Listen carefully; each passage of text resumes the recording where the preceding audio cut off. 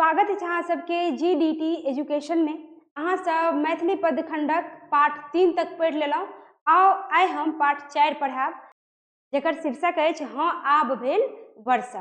तो आओ चैप्टर पर जाए से पहले हिनकर जे राइटर छथि यानी कवि छथि हुनकर परिचय पहले जान लिया, तकर बाद हम सब चैप्टर पर चलब। कवि अछि वैद्यनाथ मिश्र यात्री जी। वैद्यनाथ मिश्र जी के मूल नाम छल, यात्री का मूल नाम छनि वैद्यनाथ मिश्र। यात्री का मूल नाम छनि वैद्यनाथ मिश्र। की नाम अछि? वैद्यनाथ मिश्र। मैथिली में यात्री आ हिंदी में नागा अर्जुन नाम से लिखैत छलाह। हिनक जन्म दरभंगा जिलाक तरौनी गाम में, कतऽ?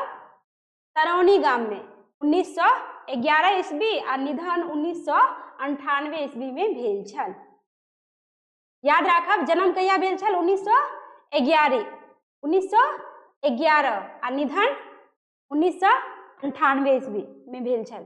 हिनक पहिल कविता 1929 ईस्वी में छपलनि, तकरा बाद ई मृत्यु पर्यंत निरंतर लिखैत रहला, यानी जब तक जीवित रहला तब तक लिखैत रहला। मैथिली में हिनका 3टा उपन्यास, हिनक 3टा उपन्यास, कतेक? 3टा, याद राखब 3टा उपन्यास प्रकाशित भेल छल। पारो, नवतुरिया आ बलचनमा। पारो, नवतुरिया आ बलचनमा। आगा कहि रहल अछि कविता संग्रह छनि चित्रा आ पत्रहीन नग्न गाछ, जे बड़ प्रसिद्ध अछि। याद राखब हिनकर कविता संग्रह अछि चित्रा आ पत्रहीन नग्न गाछ। हिनक संपूर्ण मैथिली साहित्य अकादमी दिल्ली से पुरस्कार सेहो भेटल छनि। हिनका संपूर्ण मैथिली साहित्य अकादमी दिल्ली से पुरस्कार सेहो भेटल छनि।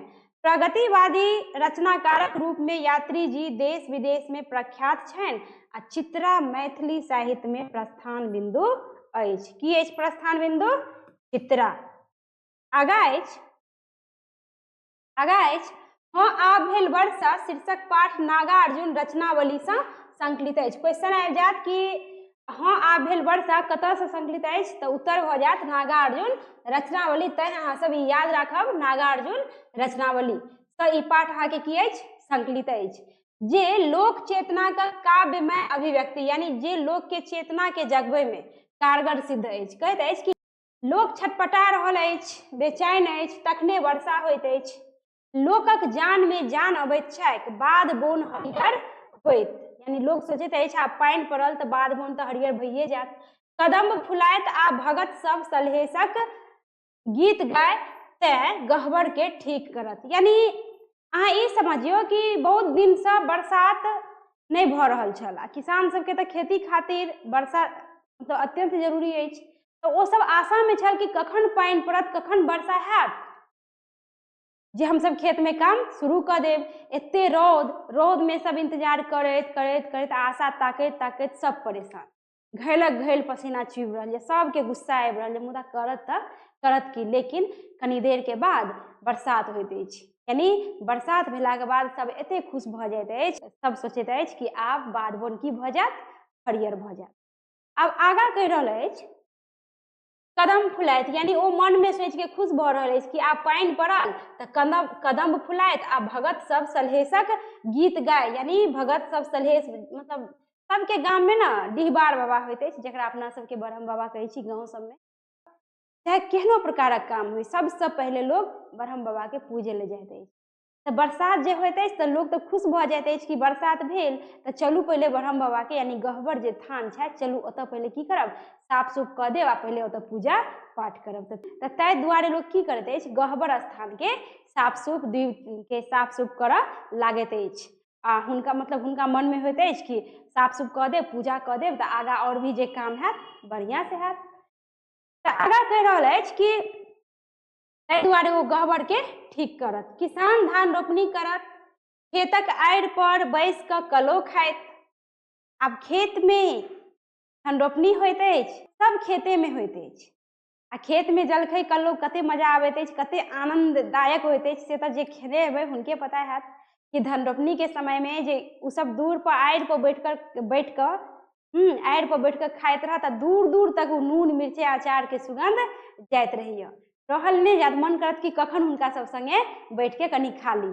तऽ ओ सब की करैत अछि कि धान सोचि रहल अछि मन में कि धान रोपनी करत, खेत के आड़ि पर बैस के की खायत, कलौ खायत, आ फसिल नीक होबाक खुशी में ओकर मन मयूर नाचऽ लगतैक, यानी मन मयूर भऽ के नाचऽ लगतैक। ओ सोचि सोचि के खुश होइत अछि। यात्री के एही कविताक अंत किसानक खुशी पर होइत अछि। यानी अहाँ जानि गेलहुँ कि अहाँ ओ आगाँ जे कविता पढ़ब ताहिमे की कहानी अछि पूरा, कि बरसात के प्रतीक्षा कऽ रहल अछि, बरसात नहीं होइत अछि तऽ कनि मन में दुख तऽ सबके भऽ जाइत अछि, मुदा बरसात भेलाक बाद केहन केहन तरह के सब सपना देखऽ लागैए, कते खुश भऽ जाइए।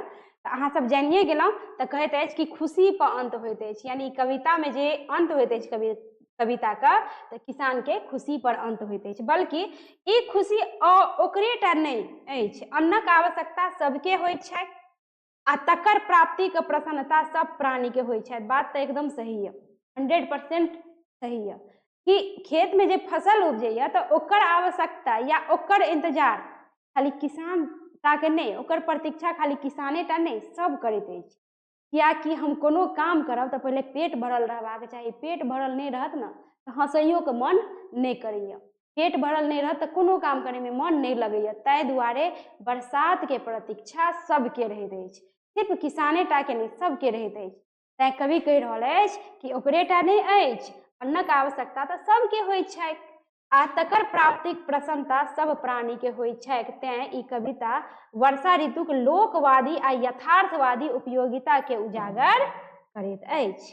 कहब कि अहाँ सब वीडियो पूरा देख लै छी, अगर कनियो नीक लागैत अछि देखलाक बाद तऽ लाइक कऽ दियौ, कमेंट कऽ के कुछ बताउ कि अहाँ सबके केना समझै छी कि नहीं समझै छी, कमेंट करू, शेयर करू अपना ग्रुप में, आ चैनल के सब्सक्राइब सेहो करू। जैसा अखन जे हम एहिके बाद जे यानी जे वीडियो डालब तऽ सब्सक्राइब करने रहबै तऽ वीडियो अहाँ तक सबसे पहिने तऽ मिलै छी। एकर जे एहिसँ रिलेटेड जे पाठ अछि, चैप्टर अछि, आब भेल वर्षा लऽ कऽ। धन्यवाद।